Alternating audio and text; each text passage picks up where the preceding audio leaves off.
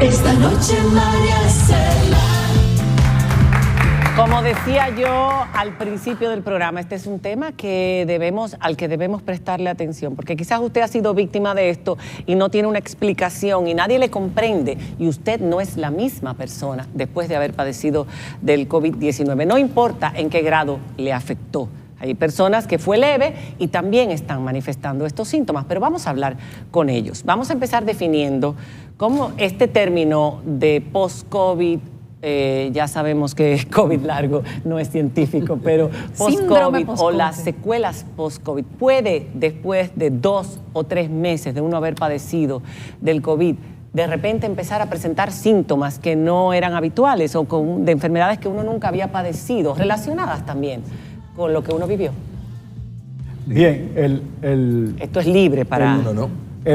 vamos a primero a definir lo que fue un hashtag de una arqueóloga de Oxford que se sentía mal y ella decidió decirlo: yo me siento mal y no me hacen caso. Yo le estoy llamando a esto long COVID, y se le añadieron muchísima gente.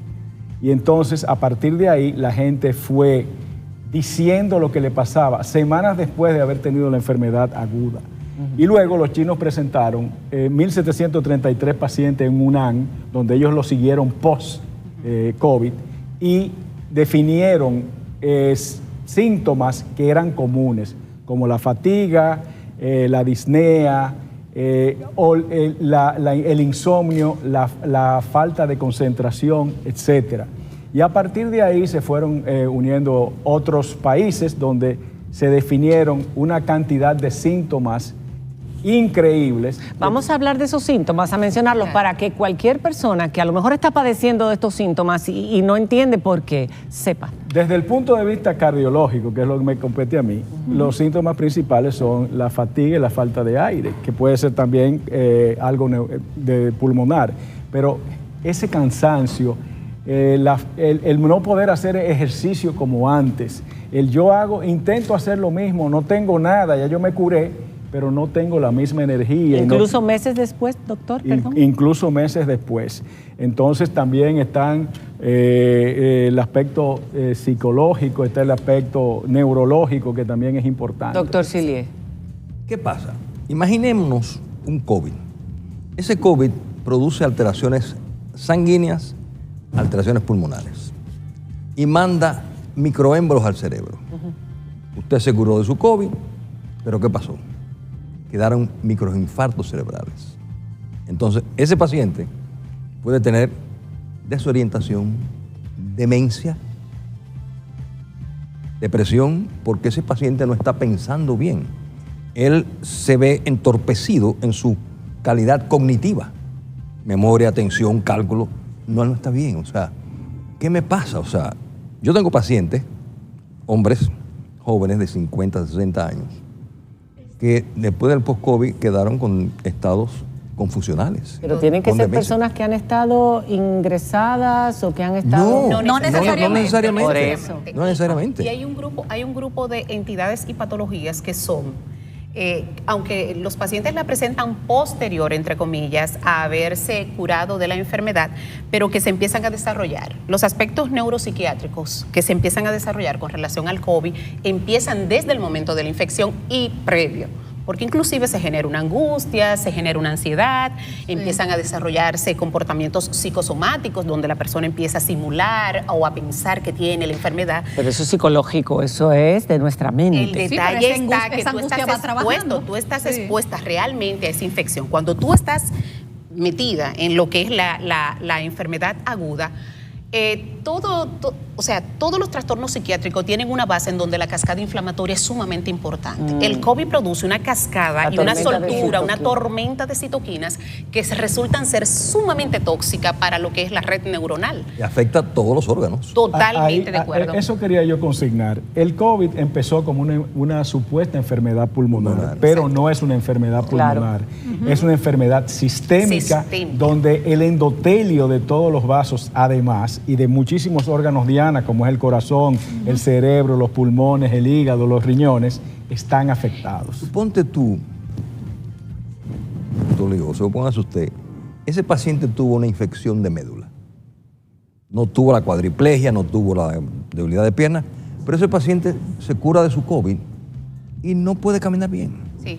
¿Qué pasó ahí? Sí. No es post-COVID, es la misma infección en el momento mismo del proceso que no se expresó De una manera de una adecuada. manera.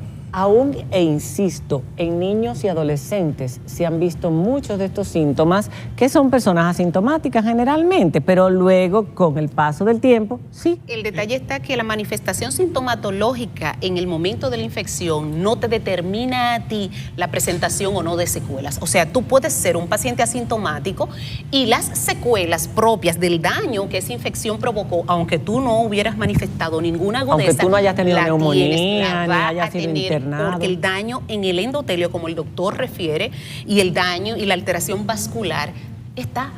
Lo que tú no tuviste fue una manifestación aguda en el momento de la infección, pero las secuelas están.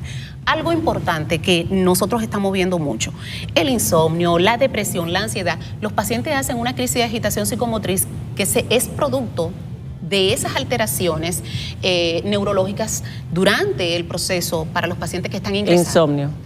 Terrible. Me imagino. Terrible, hasta las 3 de la mañana. Y resulta no podía dormir. que las veces que yo he tenido que asistir a pacientes ingresados han sido porque me dicen, doctor, él está muy inquieto. Y cuando yo veo, el paciente tiene un síndrome confusional. El paciente tiene Doctora una Ilche, agitación psicomotriz. Doctora Ilche, hay dos cosas que no se pueden ver de frente sin parpadear. Claro. Se llama el sol y la muerte. Esta síndrome, esta entidad, no es síndrome, no, esta infección, esta pandemia, nos tiene a todos asustados. Totalmente. Estamos ¿de acuerdo? viviendo angustias vivenciales. Sí. O sea, fulano, un amigo tuyo se murió, óyeme, espérate que... Pero ahora yo voy a ser un poco abogado del diablo. ¿Quién nos dijo a nosotros que esto no sucedía con otros virus y que no le habíamos puesto esta atención? Yo creo, Frank, que el problema en esto lo que daña es la severidad. La severidad. Es la cantidad. Porque es que este virus tiene arrodillada a la humanidad. Y aparte de eso, el poco tiempo en transmisión, porque ¿qué ocurre con las demás entidades? O sea, con los Sí, demás virus, sí. con las demás... El mismo SARS primero. con los o el demás MERS. procesos infecciosos, que inclusive decimos, estamos en pandemia, tenemos 100 años sin pandemia, nosotros tenemos pandemias, lo que pasa es que son pandemias controladas, Sí. como la del cólera, la del SIDA, o sea, tenemos pandemias controladas que si tú no te expones, tú no vas Vamos a ver, vamos a algunos temas específicos. Por ejemplo, he leído que podría haber una asociación entre la pérdida del gusto y el olfato y los problemas neurológicos y psiquiátricos, Claro. o sea, las Claro. secuelas. Sí, ¿Es sí. así? Claro. ¿Qué pasa? Sí. Esa pérdida de olfato y de gusto es por un daño en el cerebro, es un daño al nervio olfatorio. El nervio olfatorio es uno de los nervios que mayor células tiene. Por eso tenemos dos nervios olfatorios muy grandes. Entonces, cuando usted pierde el olfato y el gusto, ¿qué ha pasado ahí? Que se ha dañado toda esa conducción. Entonces, se dañó el olfato y se dañó el gusto. Está bien. Pero ¿qué pasa?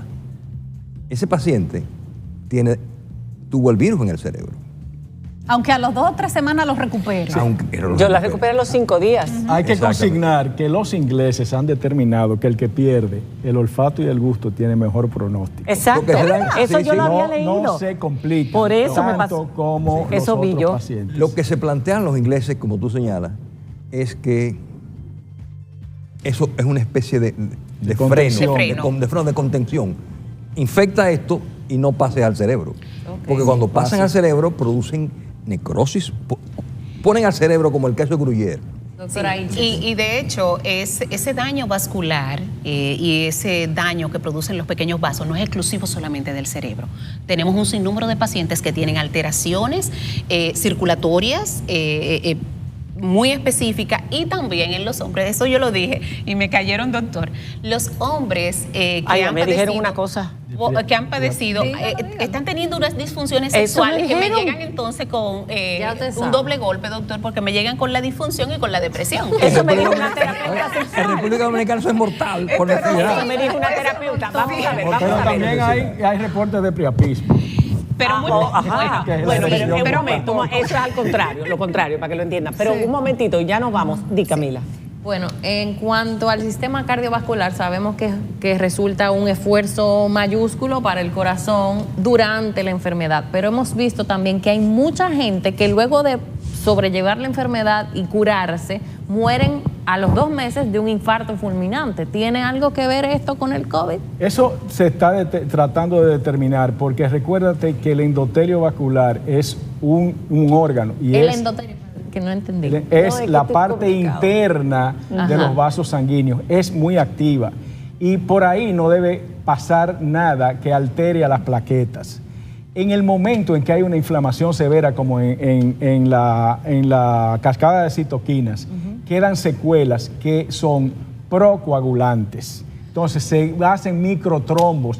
Y esos microcoágulos que además de causar inflamación, hipoxia, o sea, no se oxigena bien el corazón, también puede causar trombos que ocluyen las arterias coronarias. Y nosotros hemos visto increíble cantidad de infartos y en pacientes sin efectos, sin predisposición con infartos severos y que mueren inmediatamente. Yo conozco un caso de una persona que en diciembre le dio leve y en marzo murió de un paro cardíaco porque tenía el corazón crecido.